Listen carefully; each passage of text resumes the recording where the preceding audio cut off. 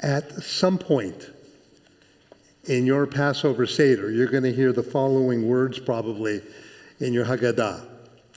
Rabbi Gamliel would say, anyone who does not mention these three things on Passover has not fulfilled his obligation.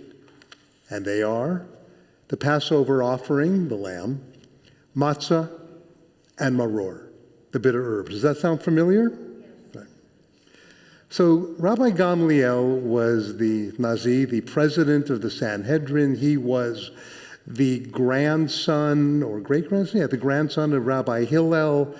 He was one of the, as contemporary people would say, one of the big dudes in our history. So when he speaks, we listen. It was so vital to Rabbi Gamliel, that these three things be mentioned. And if we don't, we haven't fulfilled our obligation. So what was it?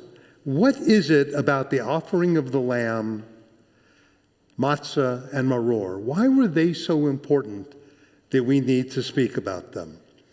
I want to suggest to you that they have meaning far beyond what we usually see in their meaning, and they have meaning that can teach us something else about all of them. So let's start with the Passover sacrifice. Of course, it reminds us of the lamb that the Jews in Egypt sacrificed before God before they fled. It's symbolized by the shank bone, of course, on the seder plate. But I also think it can teach us the importance of courage. Here's why, and here's what they did to show that. Why did they choose a sheep? Why does God say sacrifice a lamb? It could have been any animal. Think about it. Our people had been enslaved for centuries. They were surrounded by Egyptian culture, surrounded by their idolatry, their false gods.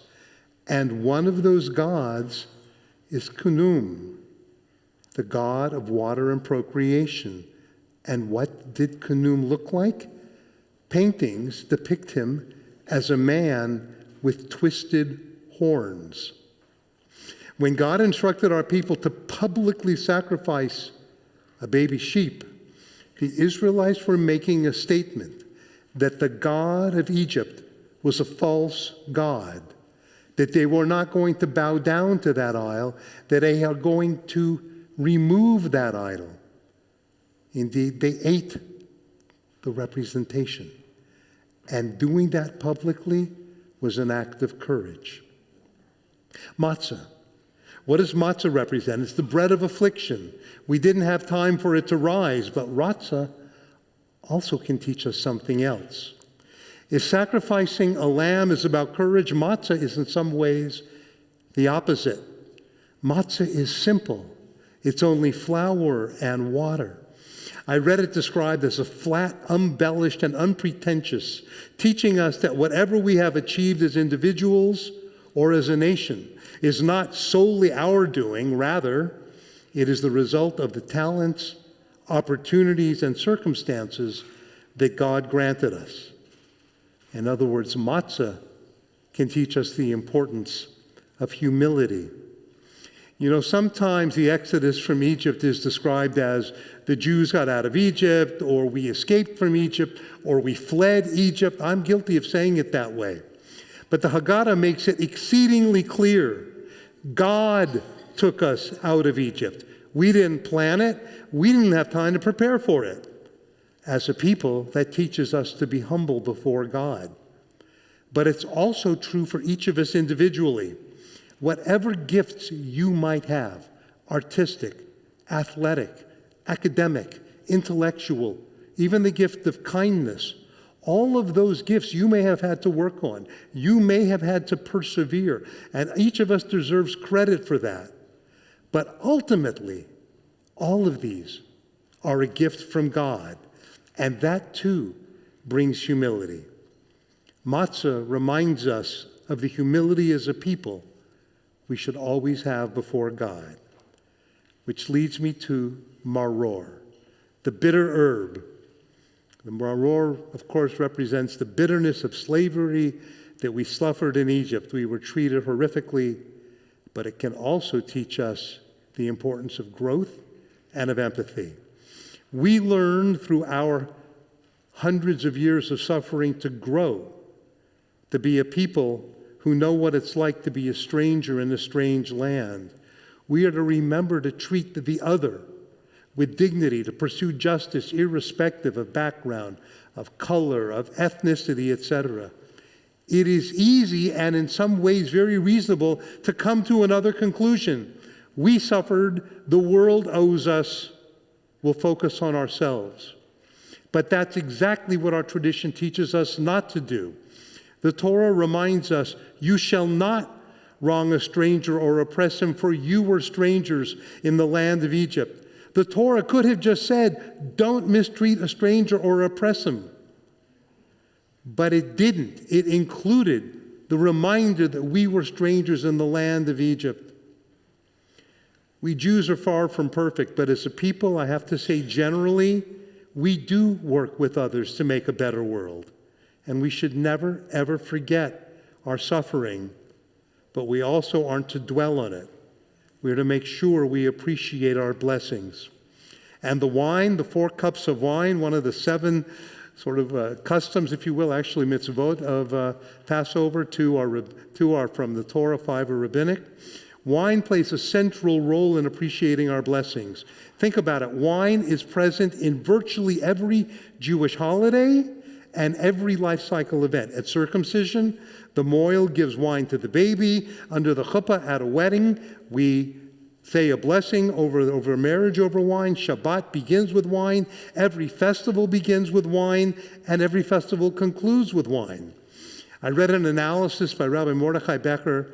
He says, wine begins as grape juice, sweet and unassuming, and then through fermentation, it gains complexity, depth, and sophistication. By the way, don't you love reading reviews of wine? If you ever go to a wine store or even Costco, you'll sometimes see a written review. Here's one. This is a real one. I didn't make this up. Brilliant ruby red with a touch of garlic, intense aromas of ripe cherry rounded by scents of citrus and spices, with herbs and earthy hues on the palate, soft and balanced, with delicate tannins and vibrant acidity, perfect for grilled venison or mature cheese. I mean, it's a novel. You're standing at Costco, you are reading a novel about a $32 bottle of wine. But the same analogy, honestly, is with people.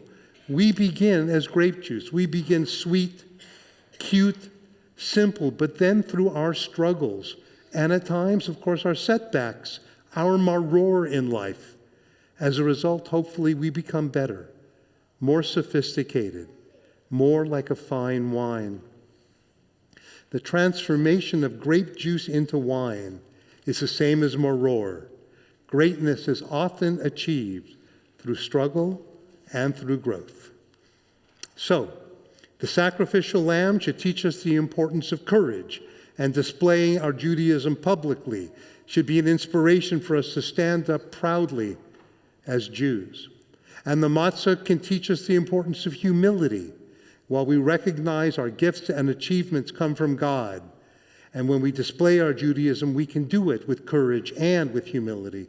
And maror teaches us that throughout struggle and perseverance, rather than embitter us, it can lead to growth and empathy.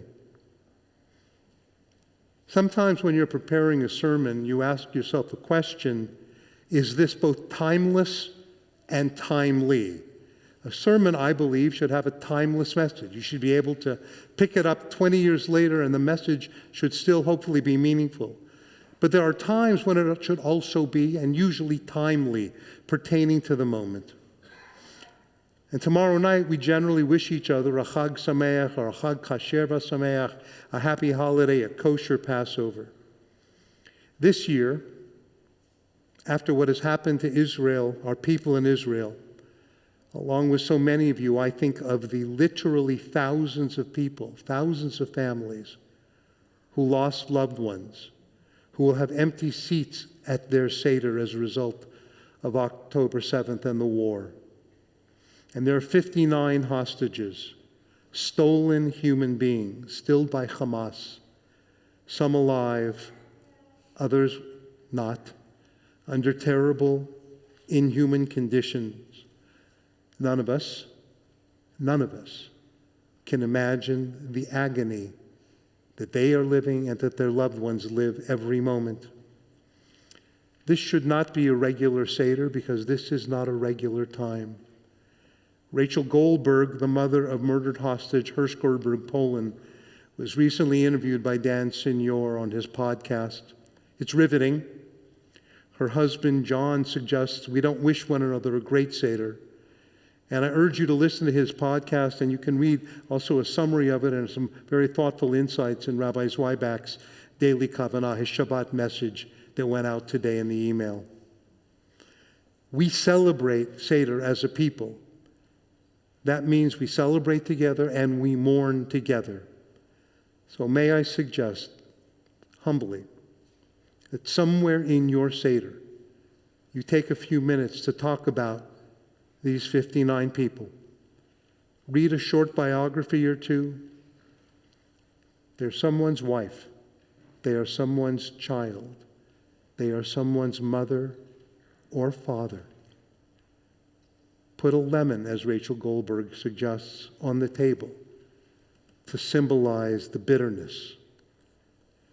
We are capable of mixing our emotions.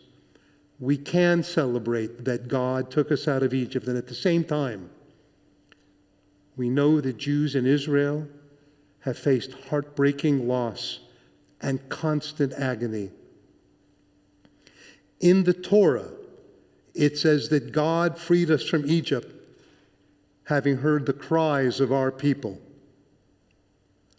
With courage, humility, and perseverance, dear God, we beseech you to hear the cries of our people right now. May God grant all of us a Passover worthy of our past and with every hope for a bright tomorrow. Shabbat Shalom.